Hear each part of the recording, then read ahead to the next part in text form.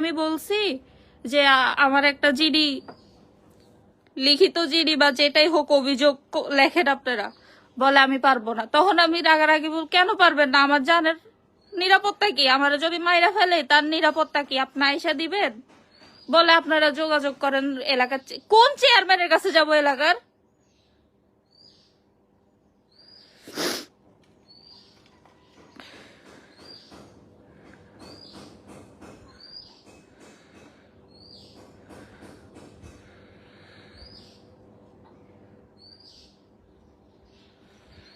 বাড়িতে উঠতে দিবে কোথেকে? বাড়িতে ঘর দরজা সব ভাঙ্গাই ফেলছে। কোন স্যারে মেসেজ দিছেন?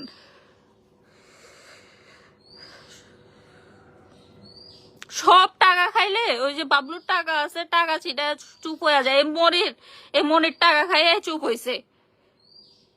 নাইলে তুই বেটা যদি এত কিছুই, তুই যখন মামলা নিবি না, তুই প্রথমে বলে দিতি যে আমরা মামলা নিব না। তুই 2-3 ঘন্টা কাহিনী শুনলি কেন?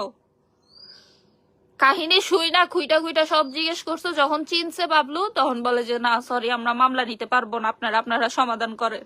কিসের সমাধান করবো আমরা? বাবলুর ভাগিনা আমার মারার হুমকি দিছে। জাহিদ সাব্বির জাহিদ মারার হুমকি দিছে, মাইরা ফেলার ধর্ষণের হুমকি দিছে আমারে। আমি ওইটাও পর্যন্ত বলছি মনির অফিসার রে। বলে আমরা জানি না, সেটা আপনারা জানেন। তা আমার নিরাপত্তা কোথায়? আমি ফেসবুকে পোস্ট দিছি, কল আসছে, এগুলো ডিলিট কর নিলে অনেক খারাপ হয়ে যাবে। হ্যান করব ত্যান করব।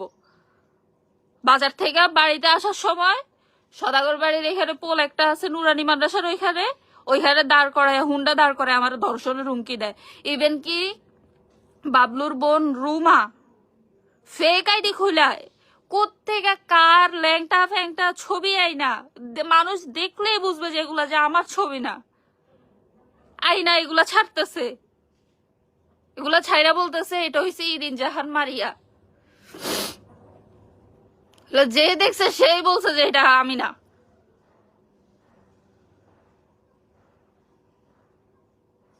এই রুমা হইছে মেন গুটি।